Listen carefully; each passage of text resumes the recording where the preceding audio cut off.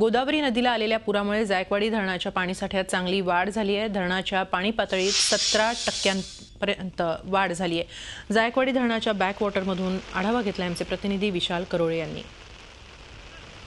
नगर आणि नाशिकच्या धरणातनं पाण्याचा मोठा विसर्ग झाला आणि त्यामुळे मराठवाड्यातील काही भागात पूर आला। खास करून औरंगाबादच्या वैजापूर भागात पूर आला आणि पुरामुळे अनेक लोक अडकले। हे जरी थोडं दुःखद असलं तरी मराठवाड्यासाठी ही फार मोठी आनंददायी बातमी म्हणावं लागेल की तब्बल 2008 नंतर इतक्या मोठ्या प्रमाणात जायकवाडीच्या बॅकवॉटरमध्ये पाणी आलंय।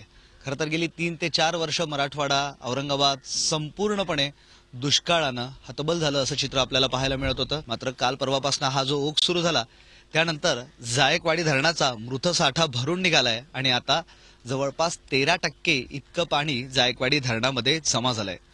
खूप आनंदाची आणि सुखद अशी बातमी म्हणावं लागेल।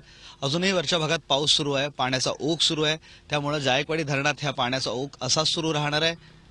सध्या पाण्याचा हा ओघ पाहता जायकवाडी धरण येत्या 1 ते 2 दिवसात 20% पर्यंत भरेल अशी अपेक्षा प्रशासन व्यक्त करत आहे। गोदामायनी असंच वाहत राहावं, आपल्या सर्व सुपुत्रांचं रक्षण करावं आणि मराठवाड्याला यावर्षी तरी सुजलाम सुफलाम करावं अशीच मागणी मराठवाड्यातील प्रत्येक नागरिक करतोय।